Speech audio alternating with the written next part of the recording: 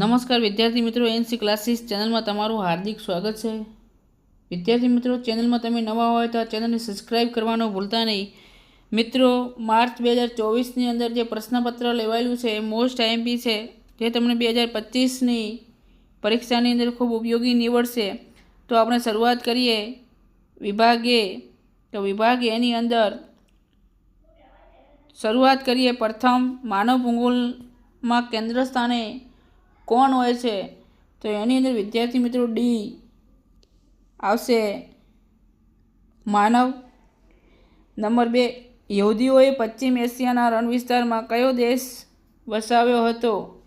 તો એમાં વિદ્યાર્થી મિત્રો સી આવશે।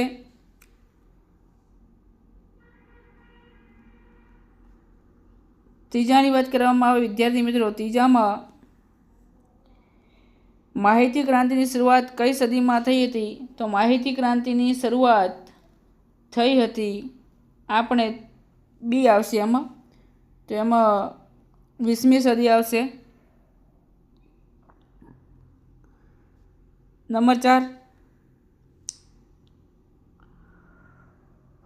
ઉચ્ચ કક્ષાના નિર્ણાયકો કઈ પ્રવૃત્તિ સાથે જોડાયેલા હોય છે?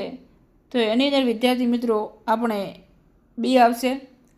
વિશ્વમાં કયા દેશમાં સૌથી ગીચ રેલ માર્ગ આવેલા છે? તો એની અંદર સી આવશે, બેલ્જિયમ આવશે। ભારતે આર્યભટ્ટ ઉપગ્રહ ક્યારે પ્રક્ષેપિત કર્યો? તો એની અંદર વિદ્યાર્થી મિત્રો બી આવશે, 1975માં। મિત્રો, ચેનલમાં નવા હોય તો સબસ્ક્રાઈબ કરવાનું ભૂલતા નહીં। ચેનલ નવી છે એટલે થોડી હેલ્પ કરજો મિત્રો। વિદ્યાર્થી મિત્રો, તમારી હેલ્પ એ જ મોટી હેલ્પ છે। હવે મિત્રો, સાર્કનું વડું મથક ક્યાં આવેલું છે? તો એ આપણે રાજશાસ્ત્રમાં ભણી પણ ચૂક્યા હતા। તો સાર્કનું જે વડું મથક છે એ 7માની અંદર વિદ્યાર્થી મિત્રો ડી આવશે। અને કાઠમંડુ ક્યાં આવેલું છે તમે કોમેન્ટ બોક્સમાં જરૂર જણાવજો। લંડન બંદર કઈ જગ્યા પર આવેલું છે? એની અંદર વિદ્યાર્થી મિત્રો 8, તો એમાં આવશે બી, ટેમ્સ આવશે। ચીન અને દક્ષિણ પશ્ચિમ એશિયાના મધ્યમાંથી પસાર થતો જે જૂનો માર્ગ છે, તો એની અંદર વિદ્યાર્થી મિત્રો સી આવશે, રેશમ માર્ગ આવશે। 10મામાં વાત કરવામાં આવે વિદ્યાર્થી મિત્રો, સલાયા કેવા પ્રકારના બંધનનું ઉદાહરણ છે? તો સલાયા એ એમાં વિદ્યાર્થી મિત્રો એ આવશે।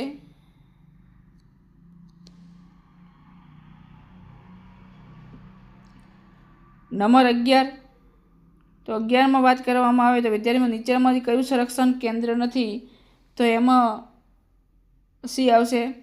નીચે આપેલી વિગતોમાં કુદરતી તત્વ કયું છે? તો એની અંદર ડી આવશે। બહુલક માટે કઈ સંજ્ઞા દર્શાવાય છે? બહુલક માટે કઈ સંખ્યા આવે છે એમ? તો એની અંદર વિદ્યાર્થી મિત્રો એ આવશે। હવે 14, દ્વિતીય માહિતી એટલે શું? તો દ્વિતીય માહિતી એટલે તો એની અંદર સી આવશે। નાટમો સંસ્થા ક્યાં આવેલી છે? જે નાટમો સંસ્થા છે એની અંદર વિદ્યાર્થી મિત્રો એ આવશે, કોલકાતા। એક જ પરિણામ ધરાવતો આલેખ કયો છે? તો એક જ પરિણામ ધરાવતો આલેખ જો કોઈ હોય તો એની અંદર વિદ્યાર્થી મિત્રો એ આવશે, જે રેખા આલેખ છે। જીડીપીએસ પ્રણાલી વિકસાવનાર દેશ કયો હતો? તો એની અંદર વિદ્યાર્થી મિત્રો આપણે આવશે 17માં બી, USA। આંકડાકીય માહિતીનું ઉત્તમ નકશાકન કરવાની પ્રણાલી કઈ છે? તો એની અંદર 18માં વિદ્યાર્થી મિત્રો એ આવશે, આપણે GIC આવશે। ભીત નકશા મુદ્રિત કરવા ઉપયોગી હાર્ડવેર શું છે?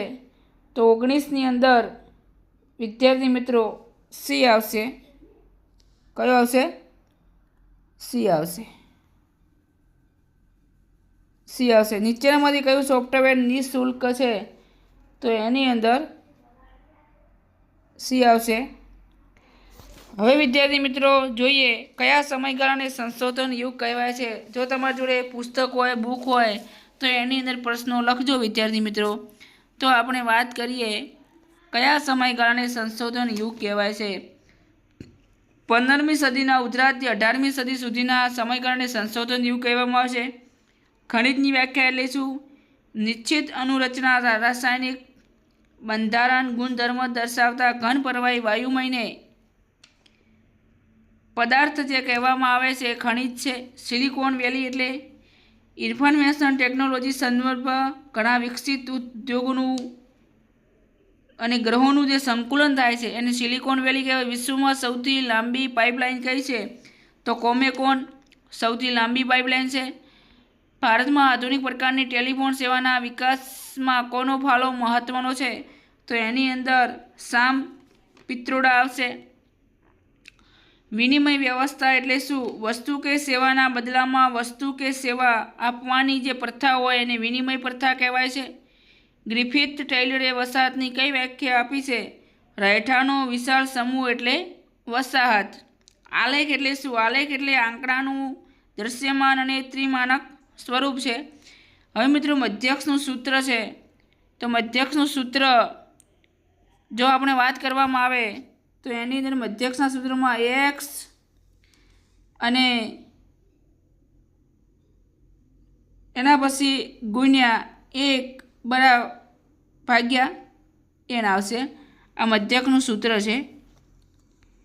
પણ GISનું પૂરું નામ તો જિયોગ્રાફી ઇન્ફોર્મેશન સિસ્ટમ આવશે. હવે વિદ્યાર્થી મિત્રો વાત કરવામાં આવે ચેપ્ટર 31, તો ચેપ્ટર જે 31 છે એ ચેપ્ટર 31 આપણે પાઠ 2માં છે. દ્વિતીય પ્રવૃત્તિના લક્ષણો તો એ ચેપ્ટર 3માં છે. 33મો ખનન એટલે શું એ પણ ચેપ્ટર 3માં છે. એ પણ ચેપ્ટર 3માં છે. પછી વિદ્યાર્થી મિત્રો વાત કરી છે આપણે 34મો એ પણ ચેપ્ટર 4માં છે. 35મો ચેપ્ટર 6માં છે. 36 ચેપ્ટર 6માં છે. 37 ચેપ્ટર 7માં છે. 38 ચેપ્ટર 8માં છે. 39 ચેપ્ટર 8માં છે. પછી જે મિત્રો પ્રશ્નો આપ્યા છે દરેક ચેપ્ટરમાં અલગ અલગ આપેલા છે. તો આ તમારે અને મિત્રો ખાસ આલેખ પણ આવી શકે છે અને નકશો પણ આવી શકે છે. પાછળ તમને નકશો પણ આપ્યો છે. તો એ નકશા ઉપર આપણે નજર કરીએ કે ભારતમાં સૌથી વધુ જાતિ પ્રમાણ ધરાવતું રાજ્ય હોય તો કેરળ છે. અને ભારતનું એકમાત્ર નદી બંદર તો કોલકાતા નદી બંદર છે. એ પણ તમે દર્શાવી શકો છો. બીજું પણ દર્શાવી શકો છો. પછી ભારતનું કોઈ પણ એક ઔદ્યોગિક તમે અહીંયા આપણે જમશેદપુર લઈએ દાખલા તરીકે, એમ તમે બીજું પણ દર્શાવી શકો છો. અને પછી જે અમૂલ ડેરી તો ગુજરાત અને જે આણંદની વાત કરી છે. તો મિત્રો આ દૃષ્ટિહીન વિદ્યાર્થીઓ માટે નીચેના પ્રશ્નો છે. જો